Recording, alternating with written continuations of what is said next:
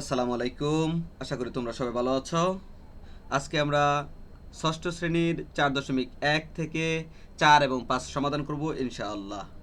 তোমরা যারা 2026 সালে ষষ্ঠ শ্রেণীতে আছো তাদের জন্য অবশ্যই ভিডিওটি হেল্পফুল হবে আশা করি। দেখো, 4 নংয়ে আমাদেরকে বলেছে রাশির পদ সংখ্যা নির্ণয় করো। প্রথমে আমাদেরকে জেনে নিতে হবে পদ বলতে কি বোঝায়। পদ তোমরা আলাদা করতে পারবে শুধুমাত্র যোগ এবং বিয়োগ চিহ্ন দ্বারা। গুণ এবং ভাগ চিহ্ন দ্বারা কখনোই পদ সংখ্যা আলাদা হবে না। শুধুমাত্র যোগ এবং বিয়োগ চিহ্ন দ্বারাই পদ সংখ্যা আলাদা হবে। ঠিক আছে?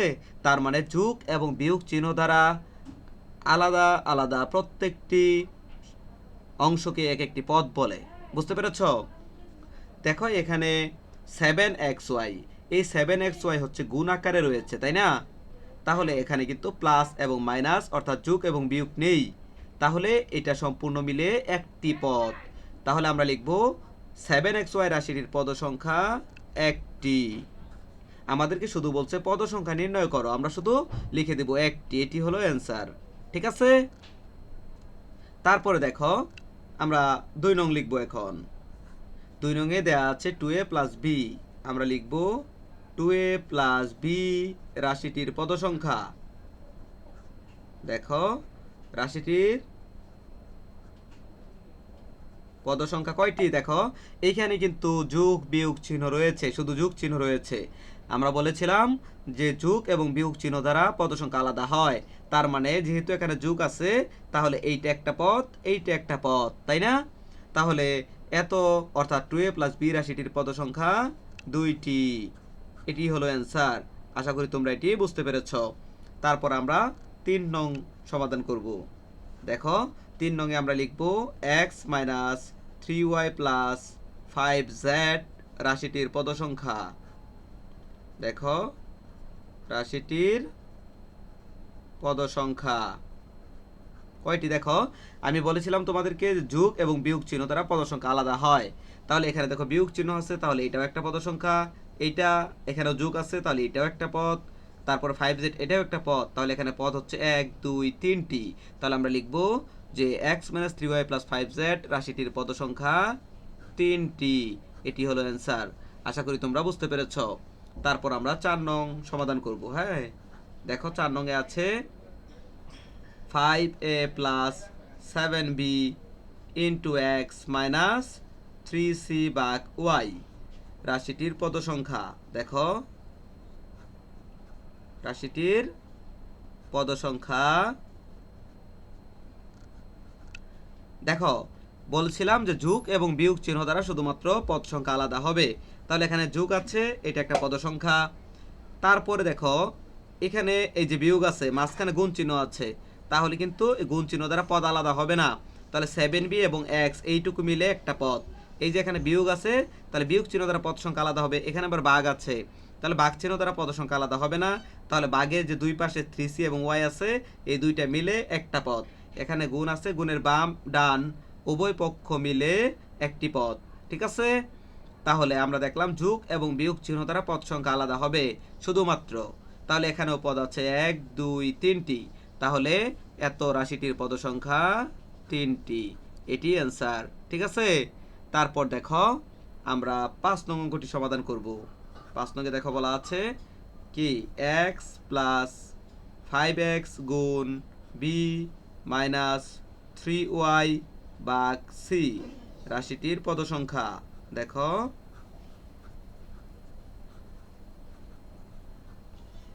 রাশিটির পদ সংখ্যা। এখানে যে ভাগ আছে, ভাগের বাম ডান দুইটা মিলে একটা পদ। গুণ আছে, গুণের বাম ডান দুইটা মিলে একটা পদ। এই যে একটা পদ, অর্থাৎ প্লাস মাইনাস চিহ্ন দ্বারা পদ যেহেতু আলাদা হয়, তাহলে এটা একটা পদ, এই দুইটা মিলে একটা পদ, এই দুইটা মিলে একটা পদ, তাই না? তাহলে এত রাশিটির পদ সংখ্যা 3টি। এটি হলো অ্যান্সার। তো আশা করি তোমরা 4 নং সম্পূর্ণ বুঝতে পেরেছ। এখন আমরা 5-এর ক আগে সমাধান করব। ঠিক আছে?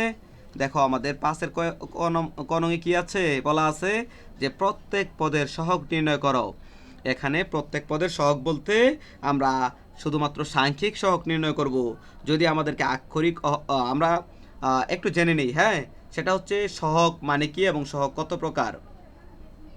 সহগ হচ্ছে প্রত্যেক পদের সাথে সংযুক্ত অন্য একটি বর্ণ অথবা লেটার মানে চলক যে কোনোটা কি হতে পারে, সহগ হতে পারে। সহগ মানে সাথী বা সঙ্গী।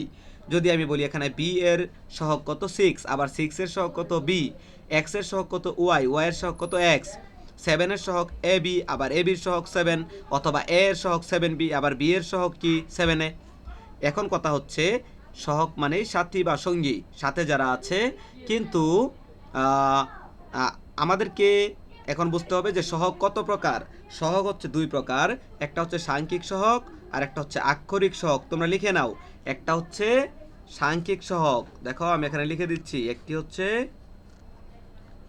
সাংখ্যিক সহগ, আরেকটি হচ্ছে আক্ষরিক সহগ। দেখো, একটি সাংখ্যিক আরেকটি হচ্ছে আক্ষরিক সহগ। এটা জাস্ট আমি এখানে তোমাদেরকে লিখে দিলাম। তাহলে এটা হলো সাংখ্যিক সহগ, এটা হচ্ছে আক্ষরিক সহগ। এখন সাংখ্যিক সহগ কি এটা আমরা দেখব, আক্ষরিক সহগ কি এটা আমরা দেখব, তাহলেই কিন্তু আমাদের অঙ্ক বোঝা হয়ে যাবে। সাংখ্যিক সহগ বলতে শুধুমাত্র যে সংখ্যা আছে সেটাই, অর্থাৎ এখানে বি এর সাংখ্যিক সহগ 6, এক্স ওয়াই এর সাংখ্যিক সহগ এর সাথে কত আছে 1, এটাই, তাই না? অর্থাৎ লেটারগুলোর সাথে যে সংখ্যা জড়িত থাকবে সেটাই সাংখ্যিক সহগ। আর আক্ষরিক সহগ কি? আক্ষরিক সহগ হচ্ছে যে অক্ষরটা সাথে আছে।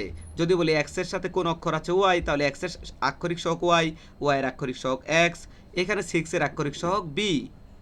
এখানে যদি বলি ওয়াই এর আক্ষরিক সহগ 14 এর আক্ষরিক সহগ ওয়াই, আবার জেড এর আক্ষরিক সহগ 4 এর আক্ষরিক সহগ জেড, এরকম হবে।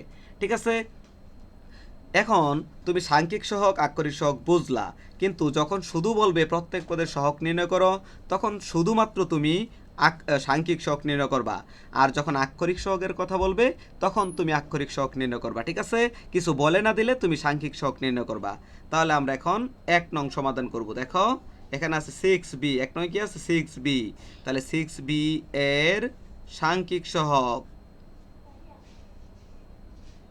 না আমরা একটু সরাসরি না করে একটু অন্যভাবে করি। হ্যাঁ, 6b সমান 6 গুণ b, তাহলে b এর সাংখ্যিক সহগ 6, ঠিক না? সুতরাং দেখো আমরা এখানে লিখব, সুতরাং b এর সাংখ্যিক সহগ, যেহেতু সাংখ্যিক সহগ বলা নেই তারপরেও আমরা এখানে সাংখ্যিক সহগ লিখব। হ্যাঁ, সুতরাং b এর সাংখ্যিক সহগ 6, এটি হলো আমাদের অ্যান্সার। হ্যাঁ, তারপর দেখো আমরা এখন 2 নং সমাধান করব। 2 নং কি আছে এক্স ওয়াই সমান, এটাকে আমরা লিখতে পারি এক্স গুণ ওয়াই, তাই না? তাহলে এক্স গুণ ওয়াই, যেহেতু আমরা সাংখ্যিক সহগ বের করব, এদের সাথে কি আছে 1 আছে, তাই না?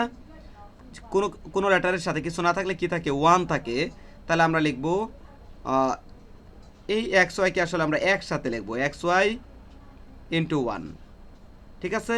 অথবা 1 আগে দিবা, এক্স ওয়াই পরে দিবা, এইটুকু তুমি না দিলেও কোনো সমস্যা নেই।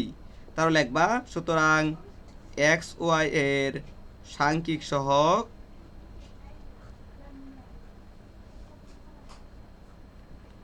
এক্স ওয়াই এর সাংখ্যিক সহগ হচ্ছে 1, ঠিক আছে? উত্তর 1, তুমি উত্তর এইখানেও লিখতে পারো যে উত্তর 1, ঠিক আছে? অথবা অ্যান্সার 1।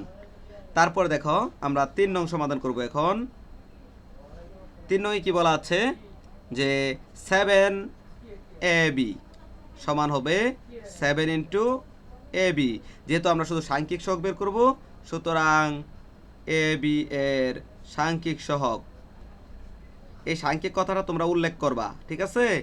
ab এর সাংখ্যিক সহগ হচ্ছে 7, তাহলে এটাই হলো অ্যান্সার। ঠিক আছে?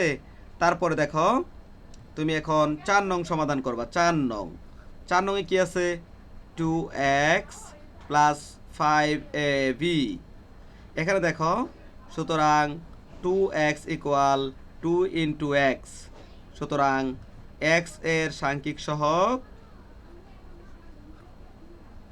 দেখো x এর সাংখ্যিক সহগ হচ্ছে 2। আবার দেখো 5ab, আবার 5ab ইকুয়াল হচ্ছে 5 ইন্টু ab, তুমি লিখবা সুতরাং এ বি এর সাংখ্যিক সহগ সহগ 5, তাই না? এ বি এর সাংখ্যিক সহগ কত লিখবা? 5। তাহলে আমরা লিখলাম এ বি এর সাংখ্যিক সহগ 5। এখন আমরা কি লিখব? অ্যান্সার, তাই না? অ্যান্সার হচ্ছে কমা দিয়ে লিখবা 2,5, ঠিক আছে? তারপর দেখো আমরা এখন 5 নং সমাধান করব। 5 নংটা দেখো এখানে সমাধান করতেছি আমরা 5 নংটা এখানে সমাধান করব। হ্যাঁ, তো 5 নং আছে 2x + 8y। দেখো 2x + 8y। তো আমরা এখন কি লিখব? যে 2x = হচ্ছে 2 × x, সুতরাং হচ্ছে x এর সাংখ্যিক সহগ, দেখো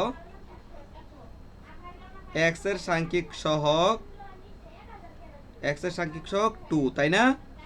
আবার দেখো আমরা আবার লিখে এখানে আবার বের করব যে আবার 8y = হচ্ছে 8 × y, সুতরাং y এর সাংখ্যিক সহগ, দেখো y এর সাংখ্যিক সহগ হচ্ছে কত? 8। তাহলে আমরা অ্যান্সার কি লিখব? অ্যান্সার লিখব কমা দিয়ে 2,8, ঠিক আছে? তো তোমরা 5 পর্যন্ত বুঝে ফেলছো। এখন আমরা 6 নংটা এখানে করতেছি। দেখো 6 নংটা এখানে করব।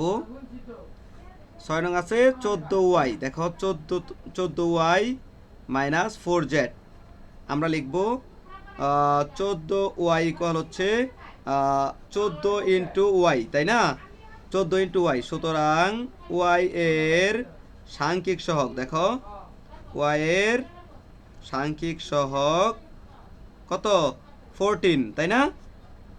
আমরা আবার লিখব, আবার লিখে আমরা লিখব যে -4z। মাইনাস থাকলে কিন্তু তোমাদের মাইনাসটা নিতে হবে। হ্যাঁ, -4z সমান হচ্ছে -4 × z, সুতরাং z এর সাংখ্যিক সহগ, দেখো z এর সাংখ্যিক সহগ হচ্ছে কত? -4, তাই না?